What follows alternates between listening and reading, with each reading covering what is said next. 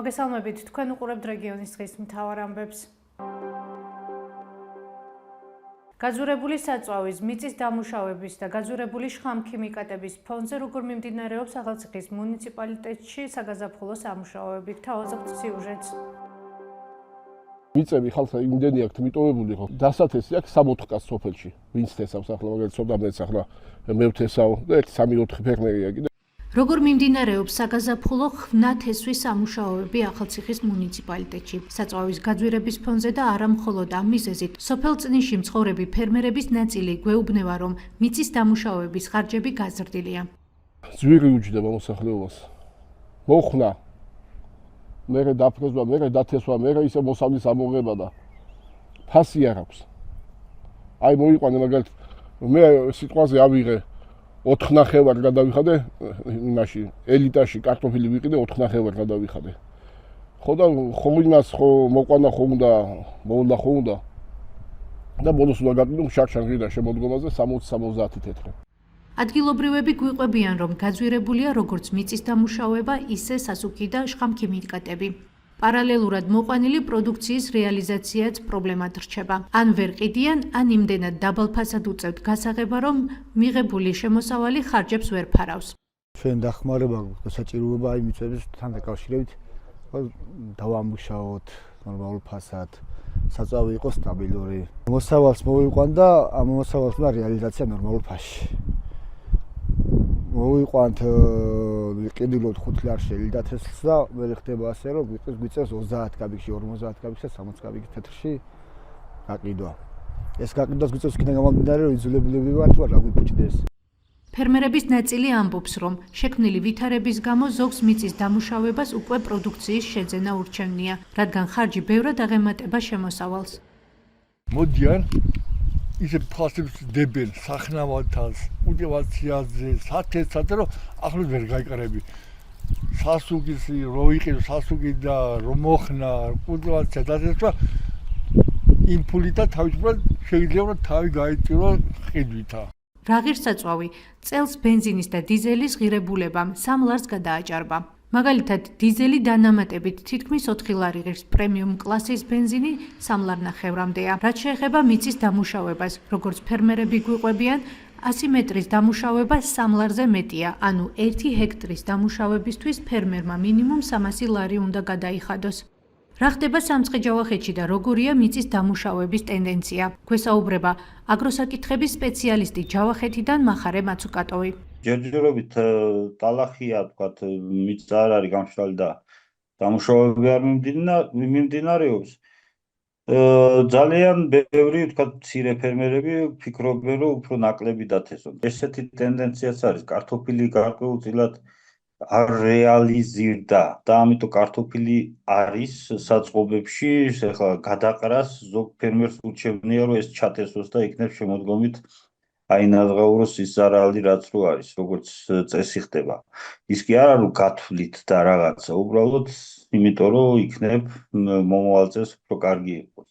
გაძვირებულ საწვავის ფასდაერთო ქართული ოცნების წლევანდელი გადაწყვეტილება ფერმერების მხარდასაჭერი რამოდენიმე პროგრამის შეჩერების შესახებ. მათ შორისაა თხილის სუბსიდირება და ხვნათესვის უფასო პროგრამა. თუმცა ვითარება ამ მხრივ მუნიციპალიტეტების მიხედვით განსხვავებულია. ჩვენი რესპონდენტები ახალციხის სოფლებიდან გვიყვებიან, რომ მსგავსი პროგრამები მათ რეგიონში უკვე წლებია შეჩერებულია. არასოდეს არ ყოფილა ბოლო 5 წელიწადი სუბსიდირება არ ყოფილა. სუბსიდირება იყო 13-14 წლებში, რომ ვისაც მიწები ჰქონდა, ის ვაუჩერები დაარიგეს საწვავის. არანაირი თავრობისგან არაფერი. ჩემი ხარჯები ვცდილობ, შევიძინე ტრაქტორი და ჩემი ხარჯები ვცდილობ, რომ ჩემი სოფლის მეურნეობას მივხიდო. დახმარება რამოდენიმე წლები არის, არ ყოფილა არანაირი. ის რომ ხვნათესვის და შხამქიმიკატების სუბსიდირების პროგრამა წლებია აღარ მოქმედებს რეგიონში, გვიდასტურებს სოფლის განვითარების სააგენტოს სამცხე-ჯავახეთის რეგიონალური სამსახურის წარმომადგენელი მამუკა თამარაძე. სუბსიდირებების სიტყვაზე იყო მაგალითად თხილიზე იყო დასავლეთ საქართველოს სადაც ის ბიზნესობრივი ისინი იყო გარკვეული პროგრამები იყო. ორი ასეთი ვაი როგორი არათები ვაუჩერებს რო ეძახით და რაღაც. ბოლოს იყო 2021 წელი.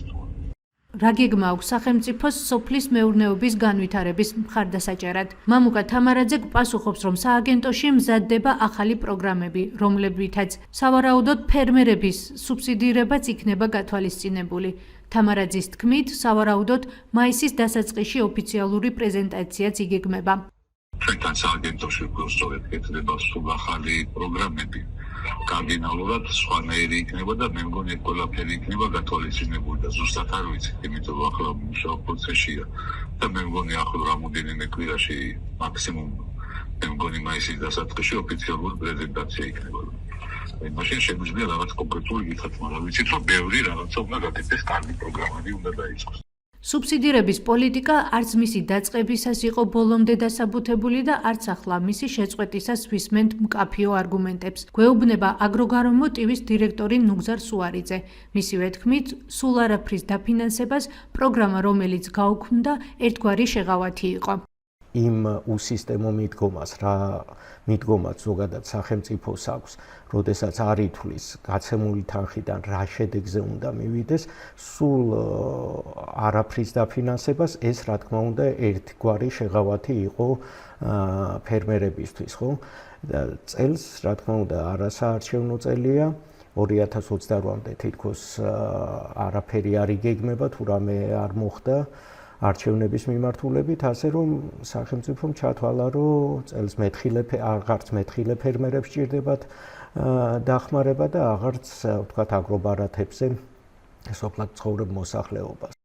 სამცხე-ჯავახეთში ერთ-ერთი ყველაზე გავრცელებული კულტურა მეკარტოფილეობაა. საქსტატის ბოლო მონაცემებით 2024 წელს სამცხე-ჯავახეთში 7000-ზე მეტ ჰექტარზე დათესეს კარტოფილი და 150.000-ზე მეტი ტონა მოსავალი მიიღეს. კარტოფილის თესვის ტენდენცია 2022-2023 წლებთან შედარებით შემცირებულია, რადგან ამავე წყაროს ცნობით სამცხე-ჯავახეთში 2022 წელს 10.000 ჰექტარზე მეტნაკვეთზე დაითესა კარტოფილი, ხოლო 2023 წელს 8.700 ჰექტარზე. გარდა ამისა, საქსტატის ცნობით სამცხე-ჯავახეთში მოჰყავთ ხორბალი, ქერი, სხვადასხვა სახის ბოსტნეული და ასე შემდეგ. საქსტატი ამბობს, რომ 2024 წელს სოფლის მეურნეობის წილი მემცენარეობის პროდუქტების წარმოებაში სამცხე-ჯავახეთიდან 60%-მდე იყო.